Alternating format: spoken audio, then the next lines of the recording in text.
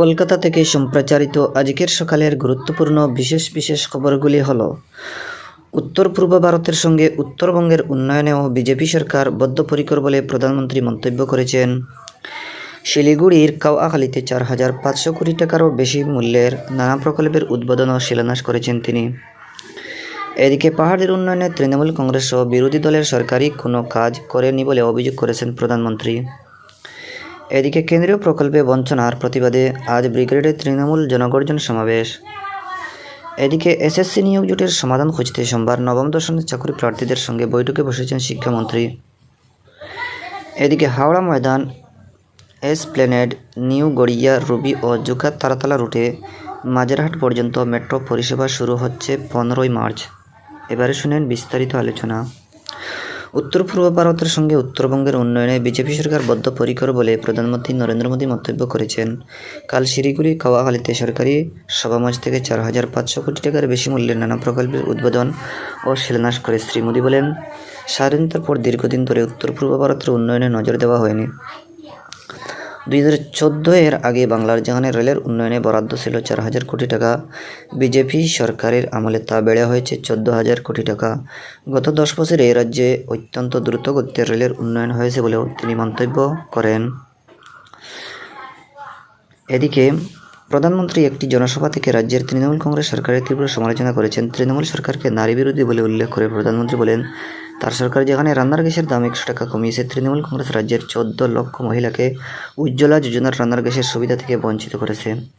BJP সরকার যেখানে মানুষের জন্য বিনামূল্যে রেশনের ব্যবস্থা করছে, তৃণমূল কংগ্রেস সরকারের মন্ত্রীরা সেই রেশন নিয়ে নিজেদের পকেট ভরিয়েছে। পাহাড়ে উন্নয়নের নামে তৃণমূল কংগ্রেসের বিরুদ্ধে জমি দখলের অভিযোগ করেন তিনি। শ্রী মোদী বলেন, গোর্খাদের সমস্যার সমাধানেও তার সরকার সচেষ্ট। সন্দেশখালীর ঘটনা নিয়ে এদিন তৃণমূল কংগ্রেস এবং ইন্ডিয়া জোটের শরিকদের তীব্র কটাক্ষ করেন প্রধানমন্ত্রী। 21 দিনের কাজের টাকা কেন্দ্রীয় সরকার রাজ্যগুলিকে পাঠালেও তৃণমূল কংগ্রেস সরকার 25 লক্ষ ভুয়ো জব কার্ড বানিয়ে সেই টাকা আত্মসাৎ করেছে। আসন্ন লোকসভা নির্বাচনে উত্তরবঙ্গের সব বুথে বিজেপিকে জয়যুক্ত করতেও শ্রী মোদী আহ্বান জানান। উল্লেখ্য, মাসে এটি প্রধানমন্ত্রীর 4র্থ রাজ্য সফর। এদিকে সভামঞ্চ থেকে এদিন রাজ্যের শাসক দল তৃণমূল কংগ্রেস দুর্বৃত্তদের দল বলে তীব্র কটাক্ষ করেছেন। বিজেপি নেতা প্রাক্তন বিচারপতি অভিজিৎ গঙ্গোপাধ্যায় আসন্ন লোকসভা নির্বাচনে নো ভোট টু তৃণমূল বা তৃণমূল কংগ্রেসকে একটিও ভোট না দেওয়ার আহ্বান জানান। এর আগে বাগডোগরায় সাংবাদিকদের কাছে তিনি বলেন, রাজ্যে 356 ধারা জারির উপযুক্ত পরিস্থিতি রয়েছে। অভিজিৎ গঙ্গোপাধ্যায় এই মন্তব্য প্রসঙ্গে তৃণমূল কংগ্রেস নেতা তথা রাজ্যের মন্ত্রী ফিরহাদ হাকিম বলেছেন, বিজেপি এর আগে অনেক রাজ্যে এই ধরনের চেষ্টা চালিয়েছে। বাংলার আইন শৃঙ্খলা পরিস্থিতির এই জন্য রাজ্যের তৃণমূল যথেষ্ট ভালো বলে মন্তব্য করেন তিনি।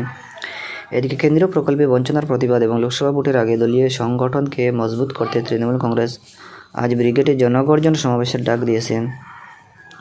2019-এর পর এটি শাসক দলের প্রথম ব্রিগেড সমাবেশকে সফল করতে ইতিমধ্যে রাজ্যের সমস্ত ব্লকে সভা করা হয়েছে। ট্রেন ও বাসে দূর দূরান্তের কর্মীদের শহরে নিয়ে আসা হচ্ছে, তাদের থাকা খাওয়ার ব্যবস্থা করা হয়েছে। তৃণমূল কংগ্রেসের সাধারণ সম্পাদক অভিষেক বন্দ্যোপাধ্যায় কাল সভা আয়োজনের তদারকি যান। তার সঙ্গে ছিলেন দলের বরিষ্ঠ নেতৃবৃন্দ। আজ এই সমাবেশে থেকেই লোকসভা নির্বাচনে দলের প্রার্থী তালিকার ঘোষণা হতে পারে বলেও ইঙ্গিত মিলেছে। এদিকে রাজ্যের শাসক দলের সমাবেশকে ঘিরে ব্যাপক পুলিশি নিরাপত্তার বন্দোবস্ত করা হয়েছে। সকাল থেকে মোতায়েন থাকছে 4,000 পুলিশ কর্মী। 56টি সেক্টরে ভাগ করা হয়েছে ব্রিগেড মাঠকে। থাকছে ড্রোন ও ক্লোজ সার্কিট ক্যামেরায় নজরদারি। শহরের বেশ কিছু গুরুত্বপূর্ণ রাস্তায় যান চলাচল নিয়ন্ত্রণ করা হবে বলে জানিয়েছে ট্রাফিক পুলিশ। এদিকে তৃণমূল কংগ্রেসের জনগর্জন সভা নিয়ে তীব্র কটাক্ষ করেছেন প্রদেশ কংগ্রেস সভাপতি অধীর রঞ্জন চৌধুরী। মুর্শিদাবাদে কাল তিনি সাংবাদিকদের বলেন, এ রাজ্যে জনসভা করার প্রতিযোগিতায় প্রধানমন্ত্রীর টেক্কা দিতেই তৃণমূল নেত্রীর এই সভার আয়োজন। এদিকে কলকাতা হাইকোর্ট আজ সন্দেশখালী বিরোধী দলনেতা শুভেন্দু অধিকারীর সভায় অনুমতি দিয়েছেন। নেজাটের দক্ষিণ আক্রান্ততে সকাল 10টা থেকে বিকেল 5টার মধ্যে ওই সভা যেতে পারে বলে কোর্টের রায়ে জানানো হয়।